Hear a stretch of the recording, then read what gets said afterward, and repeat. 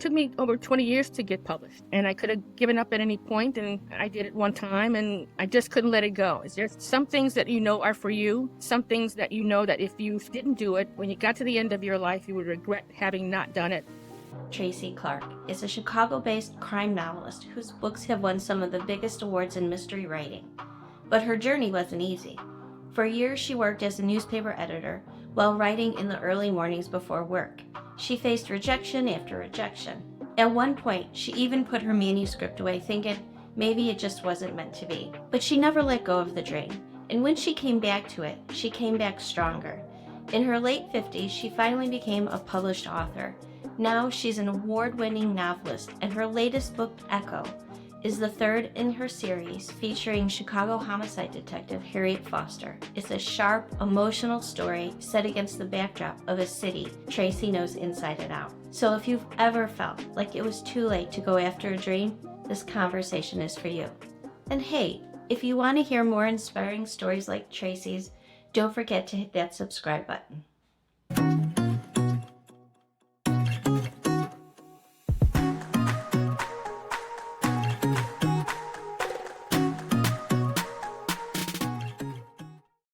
Tracy, welcome. I'm so happy to have you here today. I'm happy to be here. Thank you for inviting me.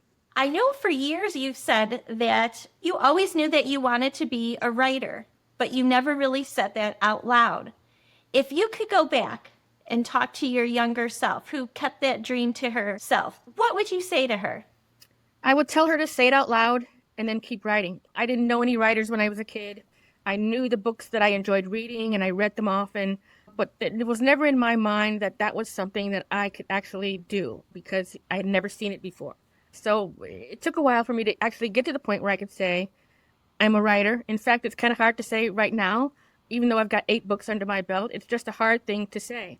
I just sort of dig in and I get it done, and I don't know what I call myself. I just know that I enjoy what I'm doing, and I enjoy having to do it and getting the opportunity to do it. And I leave the labels to somebody else because it makes me nervous and itchy. I just can't say that I'm a it's caught in my throat right now. I know I am. I've got the books to prove it. It's just that it's something that I sort of can't believe it happened to me. Well, I've got the book here too to prove it, so you don't have to say it yourself. You once mentioned that you had shelved a manuscript for years. Oh, yeah. And when you finally pulled it back out, did it feel like an old friend or maybe opening up an old wound? Well, it didn't feel like it was unfamiliar because the voices were still in my head. I knew the story was there. I knew the characters were there. It's just that you get to a point when you get so many rejection letters and you start believing them after a while. Now, I had a stack of rejection letters, I would say maybe that thick, but I just kept at it. Well, that was just that one final rejection letter that was just too much to bear. And I took that manuscript and I put it in a drawer and I left it there for 2 years. I didn't touch it. I didn't think about writing, but the voices were still in my head. I still knew that I wanted to be a writer. I still knew, I kind of knew that what I was doing, and maybe other people just didn't understand it. But so I pulled it out again. An old friend, I don't know, no, because it never went anywhere. It was always here. It was just something that I knew that I had to get back to. And so I started again just one more time. And I kept at it and kept at it and kept at it. It took me over 20 years to get published. 20 years, more than 20 years.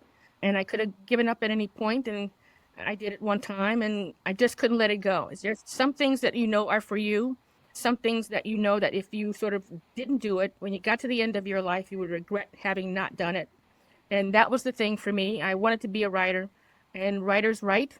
Whether it's good or bad, they just have to keep at it and get better at it. And that's what I committed myself to. So I drew it out of that drawer, dusted it off. There it was again. And I started over. And for better or for worse, that was a process that I took. And if I hadn't done that, I wouldn't be here. It's just that stick-to-itiveness that sort of stuck with me, determination, stubbornness, and then spite too. Spite was a powerful motivator for me. Those rejection letters didn't go anywhere. They were sitting there on my desk. I could see them. These people were telling me no, no, no, no. And I knew yes, yes, yes, yes. And it was a battle now between no and yes and who was going to win. And I was determined that it was going to be me. Well, I'm glad to hear that because I do enjoy your writing. It's sad, though, I think for many, and I'm going to say women because it's just you and I here today, that happens often, that we do put our dreams in a drawer or in a closet or someplace else and forget about them because too many people have said no to us. What advice would you give to someone, and it might not just be writing, but who is at a certain point in their life when they feel those dreams don't apply to them anymore? I think we all know what's for us. That thing that's going to make us full and happy and satisfied and accomplished. And whatever that thing is, writing or singing or whatever it is, you have to stick with it, whether people like it or not. If it speaks to you, it speaks to you, and it's for you. So I say if that's the thing that fills you up, you have to go with it. That 2 years of putting that thing in a manuscript was a painful 2 years because I knew I was not doing what I was supposed to be doing. I could feel it, but I just sort of didn't want to have another rejection letter, another no. And you sort of have to get over that really quickly. If this is what you want, if this is where you want to be, then you have to do it again and do it again until you get it. And if I had given up doing those 2 years, I could be doing Lord knows what. I don't know. But I wouldn't be happy. I wouldn't be doing the thing that I knew I was supposed to do. And so I would just tell people, whatever it is, do it again, and see what happens. Did you have a mentor or somebody in your life that was telling you not to give up, or do you feel that it mainly came from your own self, your own dreams? Both. I had that sort of inner gas to sort of keep going because I was stubborn, but I always seemed to have, when I sort of got stuck at a low point, somebody there who had one bit of advice that kept me going to the next step, another step, another step. There always seemed to be somebody there when I was ready to give up who said, keep doing it. You're on your right track. I would sort of credit Eleanor Taylor Bland as being my mentor. I met her at one of these mystery conferences here in Illinois, and she just sort of plucked me out of the audience there and sort of saw me through, taking me panels where I needed to go, giving me advice, giving me her telephone number to call her when I had written something that she wanted me to look at. I mean, it was just that sort of a thing. There always seemed to be somebody there who got me to the next step. And so with that inner engine of mine just being too stubborn to quit, and then having the other people there to sort of lift you up and give you a hand to the next level, I think that's what I needed, and that's what got me through. And now at this point, I've got 8 books under my belt, and I take every opportunity there is to help somebody else who's sort of starting out. I've got a bit of advice for somebody. I will look at anything. I want you to do what you need to be doing.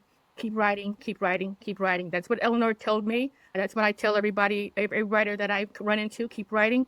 And if they need a little help, I'm there for that. And Sisters in Crime and Mystery Writers of America, all those groups I'm in, that's what we do. We lift the community up. We put the writers out there and give them all the help they need. So I'm here. I'm in it, both feet, ready to go. I love to hear that about community and how important it is when we have something that we want to share with the world, and especially writing, because that those can be long and lonely hours not to have a community around you. Because writing necessarily isn't something that you're going to do with somebody else. It's just Tracy. Yeah, it's just me at this desk, and all writers are solitary mostly, except for those who sort of write with other people. I don't know how they do that, but all power to them. It's a lonely profession. There's nobody on that laptop or that piece of paper but you, and you have to keep yourself moving forward and motivated and getting that story down there, those characters down there. And when you can commiserate with your community because they're all going through the same thing, that's a good time. I mean, you cannot believe what happened to me yesterday. And yes, I can, because it happened to me last week. It's that sort of a thing. We lift each other up. We cry on each other's shoulder. We curse the publishing industry because it's weird. But it's nice to have those people there who understand what you're doing and you understand what they're doing, and you can get through it together. So, at any point in time, did you have one of those moments while you're writing, and maybe that happens on a regular basis, where you're like, I'm done, that's it, I quit, you push the chair away, and you've got to walk away? Every single day. I don't have an outline, unfortunately. I'm one of those writers who sort of think of things on the fly. And so that happens to me maybe 5 times a day. I will write myself into a corner. I don't know where the story goes from there. And I have to step away and think about it and come back the next day and work it out, figure it out. But it happens to me all the time. And I think it happens to most writers all the time. We don't know. The story sort of evolves as we're doing it. Things change all the time, and we have to take two steps back and one forward. It's just back and forth all the time. I feel there might be a little bit of you in your characters. You base them on very strong women who support and uplift one another. And in this last book, Harry or Harriet in Echo, I mean, she's in the other three, but I was reading about her and her partner. What do you think about when you're writing for her? What do you want for Harry? I want her to get out of the hole she's in because when we meet her in book one, she's in a really low place. And she's got to figure out how she's going to get her life restarted. And so through the course of the series, she gets a little better as the stories go, but she's still not where she used to be. And so my job is to sort of put her on an even keel and to get her back to sort of living her life because she's not living it. Even in Echo, she's a little better than she was in the first three books or the first two books, but she's not where she's not complete. And so my job is to find out what's going to make her complete and get her there and see where she is. Because right now, I don't know, she's sort of in a weird place, in between place. I kind of like that in terms of challenging the writing part of it, and I think it's sort of entertaining for the reader to sort of see her in a flawed place, But I kind of like to see people be happy or happy-ish. You don't want them to be completely satisfied in mystery because where would the challenge be in that? But I want her to be better than she is. So that's what I'm thinking about as I sort of hit that page every morning. What's going to move her to the next step? What do I need to do to sort of get her there? And what she's going to contribute to that? What she's have to go through to sort of get to that point. So it's challenging. It's interesting to do. I'm always thinking about the reader and what they sort of want to see or need to see. And then again, put in the murder mystery and the bodies and all that stuff. So a lot of stuff's going on. For me personally, I don't mind a good murder mystery or detective mystery to kind of get me out of that little funk that you could get yourself in. And she is such a great character. Does she remind you of somebody in your own life? Actually, she's based on a real person, not in my own life. Somebody that I sort of noticed out in the world here in Chicago. But yeah, there's a little bit of her in there, and then the most of it is me sort of thinking up what that person would be like if I knew them intimately. So she's half and half, kind of real, but I want her to be completely real for the reader. So I make her as human as I can possibly make her. She's not perfect. She's not a superhero. She doesn't know all the answers. And that's kind of fun to write too. We don't know all the answers. None of us do. And so life sort of hits us hard at times and it's sort of peaceful at times. And we've got all of that turmoil and churn going on.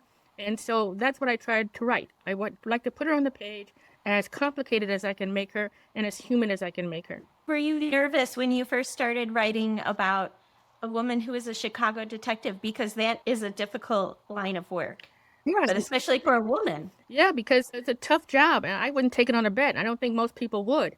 And so trying to put a woman in that position and have her deal with not only the job, but the politics of the job, the stress of the job, the commitment of the job, and the sacrifice of the job, on top of all of the other emotional things that I've given her to deal with, is a kind of a rich stew to sort of play around with. So I'm always looking for layers. I'm always looking for complications. I'm always looking for ways to sort of complicate her life so much that she has to do something about it. And so that's the only way I know how to write characters. And so far it's working out. I kind of like Harriet. She's still a little prickly, but we'll get there. I think. We're all kind of a little prickly, though, aren't we? Just face it. Especially if you're fighting crime in the middle of a Chicago winter. What could be worse than that? Nothing. Do you have a love for the city? Is that why you decided to place her here? Well, that and the fact that I live here and I don't have to do much research. If I need something, I just sort of go out and look at it and see what it smells like, see what it sounds like. But yeah, I sort of chose it because it was easier. I live here, I'm here. But also, it's a really interesting city to write about. We've got a lot of things going on. It's an urban city. We've got 2 million or so people in it. All of those 2 million people are different from the other. They live in different places. They have different backgrounds and backstories. And it's a really sort of a mix of people here. And so I can sort of go out and sort of find something interesting to write about, and I can always find it. And so, yeah, I think it's perfect for that. You do a great job of describing the city.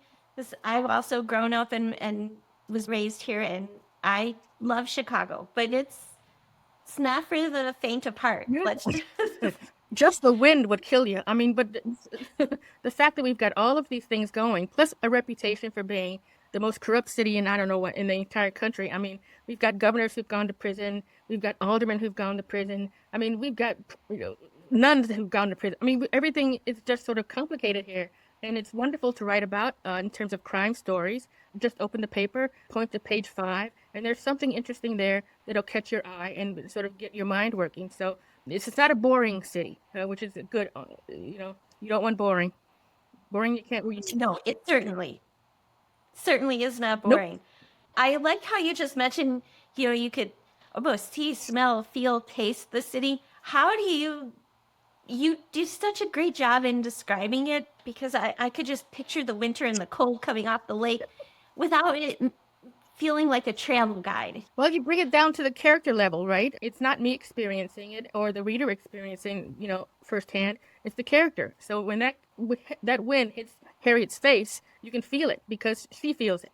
And so I spent a lot of time sort of getting that experience down on paper because it's not really easy. You have to sort of make it so somebody else sees it as you see it. So I'm looking at small details. I'm looking at small things, the bite of the wind, the snow, how it feels on her head or whatever. Small details. I don't want a big panoramic thing because that doesn't get any feelings going. How she experiences, how she feels it, how she sees it. And I do that for all of them, Lee and Szymanski and all the curmudgeon ones. Yeah, that's how you do it. You bring it down to the human level, the emotional level. Sometimes she likes Chicago, sometimes she doesn't, as we all do. I mean, some days we hit this city, you can't take another day of it. And then the next day you come out and you love it to death. And that's the same in the books, too. There's something special about Chicago, I feel. And it's not just because I live here or you live here, but it's really, I feel, a city that shapes the people who live in it. And how has Chicago not just influenced your writing, but maybe how you see the world, you personally? It's a tough town, sort of founded with blue collar workers, steel mills. So if you can sort of survive here and keep your wits about you, I think you can sort of tackle any place you go. It builds character, Chicago does. The weather alone, if you can get through a Chicago winter, you can, I mean, you can do anything. You can climb Mount Everest without a tank. I mean, you really can do anything. I mean, this is a tough town. It's a tough workers' town. And I think if you can sort of get here and find your place, find your niche, and survive, then you can pretty much tackle anything. And I think that's the same for towns like Detroit or somewhere where you can sort of feel the steel in people's spine. Yes. Do you have a long history here? Like, his family lived here a long Yep. time. All my life, I've been here all my life. Family's been here all my life. Now we've sort of radiated out since as we grown up and stuff and started families other places. But I've sort of stuck right here. I kind of like it. I kind of like it. I kind of like it too. I couldn't imagine living someplace else. And without giving away too much about this latest book about Echo, was there something that you were especially proud of when you finished it? And if you could share that without, spoiling it for anybody. Just in general, whenever I finish a book, I'm happy because by the time I've gotten to that point, I've got a complete story and I've done what I wanted to do. Now I can go back and make little revisions and changes and stuff, but the story's there. The character has moved to a point where I'm happy to leave her. And so, yeah, there's a sense of accomplishment, satisfaction, relief, and because it's always chancy. I might not get to the end, so it's a good time to get it to the end. But writers have to start all over again after that. So it's not like I can just sort of I've done it. I can retire. I've accomplished what I wanted. You want to do the next thing. You want to do the next story. You want to find out what your characters do after this point where you left them. So yeah, I'm happy I'm done. Not satisfied with it to the point that don't have to go back and revise it and make it better. But I want to do it again too. It's like a racehorse wanting to do the next race. You've accomplished this. You've got it. It looks good. You're satisfied with it. When's the next race? Let's do it. Interesting to hear that you're already looking forward to the next Yeah, project. I'm thinking about the next book right now. I'm in revisions for book 4 in the Harriet series, and I'm also in the back of my head thinking about what the next one's going to be and where I can start that. So, and what the characters are going to be. So, I think we're always thinking about story and character. I think that's just how weird we are. I guess doctors are brain surgeons think about brains all the time. I don't know what they do, but writers are thinking about the next story, the next character. What else can I say? How else can I say it? What different start can I do? Or maybe I can do a third person as opposed. All of those things are going through our heads because that's what we are. We're writers. We're creative people, and we want to write. I have all kinds of questions, and that's what happens when you read a book, and then I get to talk to the author right away. But I know I'll save that for an email. I won't get Right. into that. Like, how many steps ahead are you on Harriet's life? What do you do with a character like that? I don't know because the life is long, even for book people. And so the book that I just finished now, she's in a pretty good spot. She likes the team that she works with. She relies on her partner, Vera Lee. She has learned to deal with her losses, and she's gotten the answers that she's been after. So she's sort of at a complete place at this point, but she's not quite full. She's fuller, but she's not quite where she used to be. So I don't know what I'm going to do with her next. I've sort of ended this last one at a point where if that's it, the reader would be satisfied. Harriet's going to be fine. But for me, I'm looking at her like, I want to see her, get married again or maybe have kids again. I mean, there's a world of possibilities for her. Right? And I'm always thinking about what's the next step for her, even though I'm not writing about her the next time. What's she doing now? Is she happy? Is she happier? Did she get some help? She needs some help. All of us do. Maybe she got to that next step. I kind of wonder. I worry. And so I'm always thinking about Harriet. I'm also worried about Cass, who the first series that I did. She's still in here too. Mm-hmm. So I have a head full of people who do not belong to me. But again, that is how writers are. We have characters in our heads. We have stories in our heads. We have bits of dialogue in our heads. I have a scene that I've been thinking about for almost 30 years that's in my head that I have not used yet in a book. It hasn't gone anywhere. It's still there. So all of this is in my head, which is why writers are weird and why writers drink and why they have little bottles of bourbon in the bottom drawer of their writing. It's not. It's a lot. It's a lot. It's a lot, and it's too much, really. When you think about it, it's too much. But that's how we are. That's what writers do. That's what we are. We're weird. We're a little frazzled, curmudgeon-y in times, but that's the life. And so I'm in it now. I didn't anticipate all of this stress and tension when I was thinking about becoming a writer, but here we are. It has to be somewhat of a good feeling, though, even though it does sound a little chaotic at times because it doesn't sound like your brain ever shuts off. It does not, but it's good being finished. It's good completing a book. It's good having that book on your shelf and then moving on to the next project. But it's a lot. It's difficult. Writing is not easy, but those who stick with it are sort of meant to sort of stick with it. If you give up, or those who give up, and it probably wasn't meant for you, or you sort of meant for something else. Those who are here because they choose to be and they refuse to give up. And this is what they are, so this is what they do. And those who can sort of be dissuaded by all of those rejection letters, and they're going to be rejection letters, then, that's probably not your thing. You got to stick with it. So does your day still start early? I think you've mentioned before that you're up at 5:30 and you're writing already. 5:30 in the morning, every morning. Christmas, birthday. That's a little weird. I could take off Christmas, but once you get in that sort of rhythm, 5:30 in the morning, you just sort of get up. You're up anyway. You may as well go ahead and write. What's the hardest part about dragging yourself out of bed that early? And is there a little thing that makes it worth it every day? No, there's nothing that I just get up because that's my time. Even if I don't intend to get up at 5:30, let's say I take my birthday off or whatever, I'm still awake at 5:30. And so my body has learned that 5:30 is the time that you have to get up, and so I'm up. So I could sort of lay there until a reasonable time and lounge around, but that's wasted. I'm thinking, my brain says, you should be up. You should be sitting at your writing desk. You're wasting time. Let's go. And so even if I wanted to sleep late at this point, I don't think I could physically do it. I just don't think I could unless I am dead or have the flu or can't get out of bed physically. My brain's thinking, you should be in front of a laptop. What are you doing? Come, chop, chop. Okay, so 5:30, unfortunately, is my time, and I know my place in the seat, facing the laptop, getting the words on the page. That's my life. I'll die probably there at 5:30 in the morning. It just is. It's just a thing that is. with Harriet calling to you saying, I need to finish my story. Probably. She's a little bossy. Do you need something to wake you up? Coffee, tea? What's going on at Uh, 5:30? V8, a little glass of V8 juice, splash of lemon juice.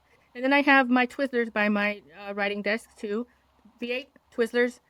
Weird combination, but it works for me. The Twizzlers give me a chance to sort of whittle down on ideas. If I'm stuck and I get stuck a million times while I'm writing, I just sort of, chew on a Twizzler, and by the time I get to the bottom, I'll either figured out what my problem is or gotten myself around the bottleneck that I'm in.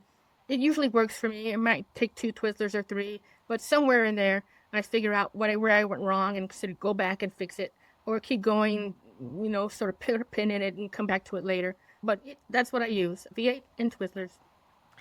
You once said that women of a certain age can often feel invisible.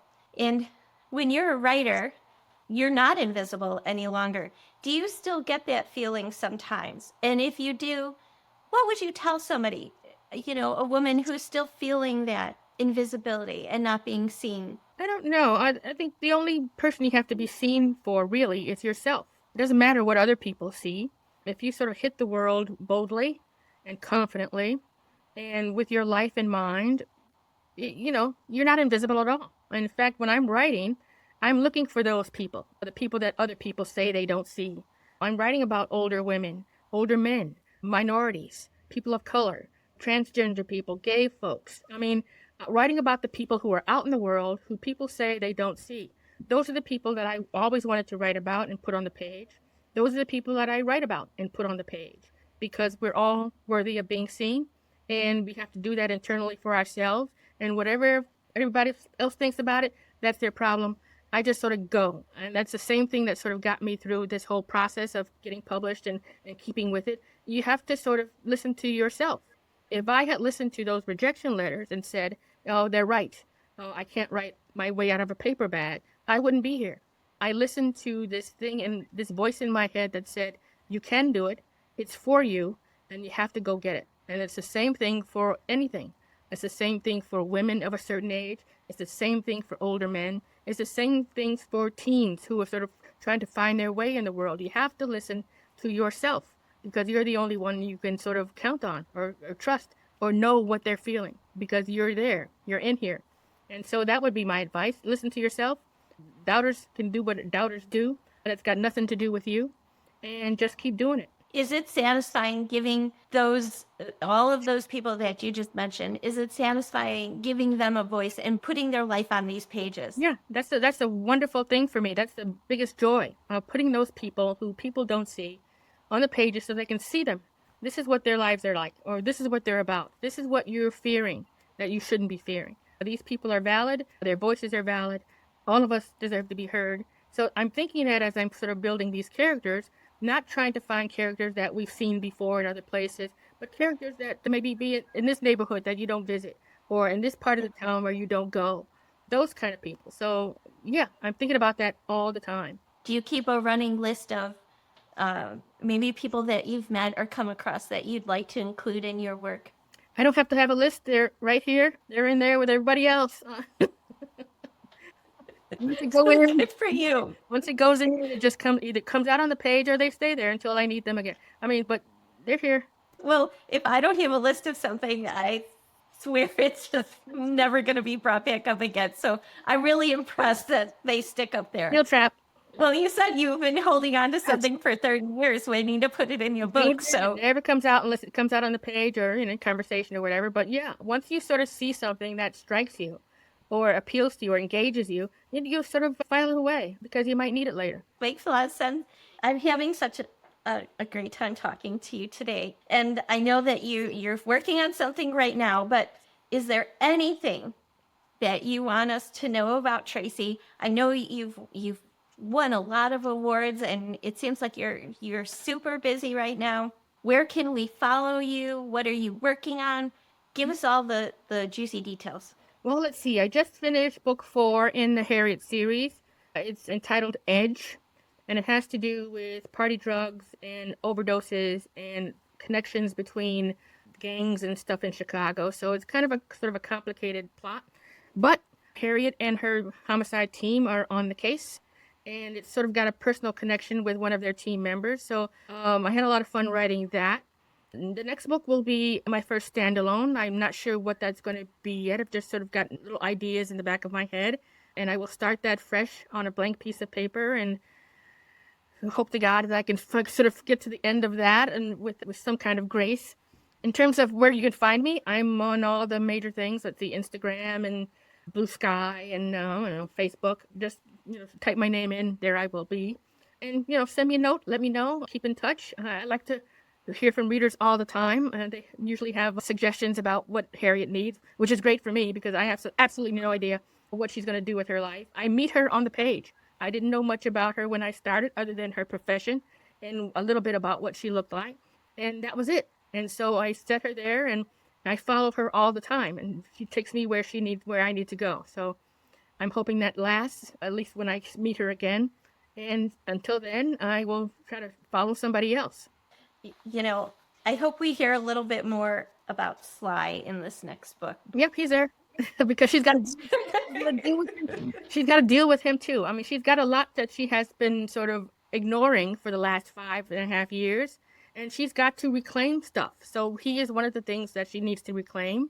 She's got to reconnect with her family. She has not been really close to them, and since all of this stuff has happened, she's got to reclaim that too. So she's got a lot of cleaning up work to do. She's done a little bit more of it in this last book. She's gotten to a point where she knows that she has to do it. Before she didn't know that. She just sort of pulled herself away and sort of isolated herself. And now she knows that she's lost too much and she has to regain it. And so now she's making those connections again. So Sly is there. I don't know what I'm going to do with him. Neither does she. But it's going to be fun finding out. Yeah, I very much look forward to that. I wanted a little bit more of their relationship, but I get it. It's going to happen. So I have faith in you. Good. Well, again, thank you so much for being here today. And I, for sure, am going to be on the lookout for that next book. And I think I have to go back and read a little bit more. But I really enjoyed having you here today. And thank you so much for taking the time and being that bit of encouragement for anybody out there who doesn't want to leave the manuscript in the drawer anymore. Don't do it. Do not give up. Keep pushing forward. That's be my advice to those people who have the manuscript in the drawer, not quite sure they have what it takes. You do have it if you want to have it, and you have to just keep doing it. The better you do, the longer you do it, the better you get. You just have to do it. Thank you so much. Thank you for having me. It's been a pleasure. Thank you for joining us on Real Wisdom. If you're inspired by stories like this and want to be part of a community that celebrates the wisdom of women, visit joinempart.com and become a part of our conversation. And don't forget to subscribe for even more real wisdom. Until next time, keep embracing your story.